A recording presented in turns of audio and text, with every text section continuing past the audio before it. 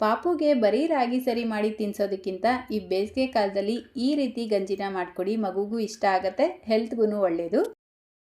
ಮೊದಲಿಗೆ ನಾನಿಲ್ಲಿ 2 table spoon ರಾಗಿ ಹಿಟ್ಟನ್ನ ತೊಗೊಂಡಿದ್ದೀನಿ. ನಾನಿಲ್ಲಿ ಉಪಯೋಗಿಸ್ತಾ ಇರೋದು ಮನೆಯಲ್ಲೇ ಮಾಡಿರುವಂಥ ರಾಗಿ ಹಿಟ್ಟು. ಮೊಳಕೆ ಬಂದಿರುವಂಥ ರಾಗಿನ ಪುಡಿ ಮಾಡಿ ತೊಗೊಂಡಿದ್ದೀನಿ. ನೀವು ಬೇಕಿದ್ರೆ ನಾರ್ಮಲ್ ರಾಗಿ ಹಿಟ್ಟು ಕೂಡ ಉಪಯೋಗಿಸ್ಬೋದು. ಇದಕ್ಕೇನೆ ಒಂದು ಅರ್ಧ ಕಪ್ ನೀರು ಸೇರಿಸ್ಬಿಟ್ಟು ಗಂಟಿಲ್ದೇ ಇರೋ ಥರ ಮಿಕ್ಸ್ ಮಾಡಿಕೊಂಡು ಈ ರೀತಿ ಒಂದು ಪಾತ್ರೆಗೆ ಸೇರಿಸ್ಬಿಟ್ಟು ಮತ್ತೆ ಒಂದು ಅರ್ಧ ಕಪ್ ನೀರು ಸೇರಿಸಿ 7 ರಿಂದ 8 ನಿಮಿಷ ಲೋ ಟು ಮೀಡಿಯಂ ಫ್ಲೇಮಲ್ಲಿ ಮಿಕ್ಸ್ ಮಾಡ್ಕೊಳ್ತಾ ಬೇಯಿಸ್ಕೊಳ್ಬೇಕು. ನಾನಿದಕ್ಕೆ ಒಂದು 1/4 ಲೋಟದಷ್ಟು ಹಾಲು ಕೂಡ ಸೇರಿಸ್ಕೊಂಡಿದ್ದೀನಿ. 1 ವರ್ಷ ಒಳಗಡೆ ಇರುವಂಥ ಪಾಪುಗೆ ಮಾಡಿಕೊಡ್ತೀರಾ ಅಂದರೆ ಹಾಲು ಸ್ಕಿಪ್ ಮಾಡ್ಕೊಳ್ಳಿ. ನೋಡಿ, ಒಂದು 7-8 ನಿಮಿಷಕ್ಕೆ ಚೆನ್ನಾಗಿ ಬೆಂದು ಸ್ವಲ್ಪ ಗಟ್ಟಿಯಾಗಿರುತ್ತೆ. ಈಗ ಗ್ಯಾಸ್ ಫ್ಲೇಮ್ನ ಆಫ್ ಮಾಡಿಕೊಂಡು ಇದನ್ನು ಪೂರ್ತಿ ತಣ್ಣಗಾಗೋದಕ್ಕೆ ಬಿಡಬೇಕು.